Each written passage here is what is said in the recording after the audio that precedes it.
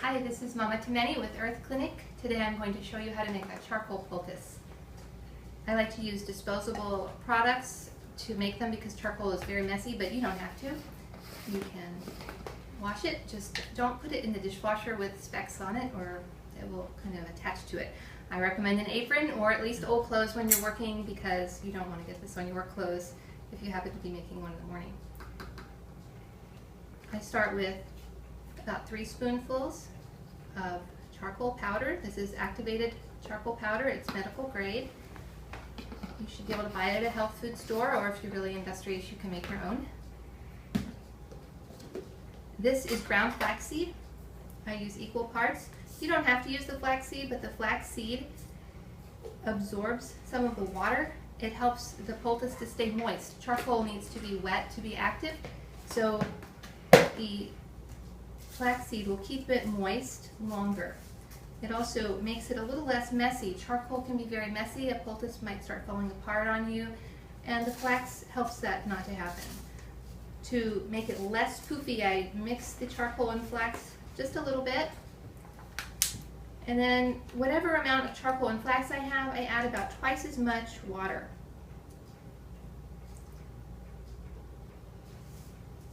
And then I stir. It starts to thicken after a few minutes. I'm going to show you the consistency. Right now it's pretty runny still, but it's going to thicken up. We use charcoal in our house every week. Charcoal poultices every week in the summer for sure. I put them on bee stings, wasp stings, bad bug bites, tick bites, infections. They're also good even for a stomach ache. You can make a poultice and put it on your stomach. I haven't done this, but many people will put charcoal poultices on their kidneys if they're having kidney problems across the back. You can make them different sizes. I like to use paper towels. I buy a sturdier kind of paper towel. Cheap paper towels will fall apart and you will have a mess. An even better option is old sheets. This is an old sheet that is clean, and I just cut it into strips and keep them in a closet, and they're always available for me. Okay, the charcoal and flax have thickened up. You can see it's a little thinner than jelly. The flax makes it jelly-like. You can also use cornstarch to thicken if you want to. That I don't usually do that. I just started with flax, and that's what I usually do. Then I spread it into the center. I have wax paper under mine. My paper towel and cloth because it will go through. And I have a wooden countertop at home and it will stain that. Then I just fold over the edges.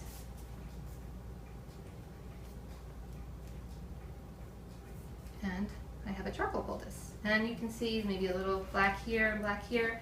My son is going to come and let me demonstrate how I put it on an arm. If he had a bee sting on his arm, this is what we would use. I would put it like this, and then I would take a piece of plastic and wrap it around. This is going to help hold it on, and this is going to keep the moisture in.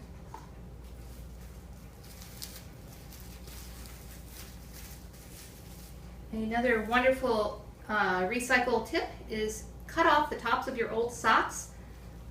I have used hundreds of these over the years. It makes a wonderful cover for a bandage.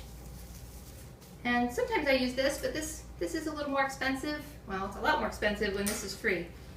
But this is just easy, and then at the end of the day I can take this all off. For a sting, I might change it every few hours.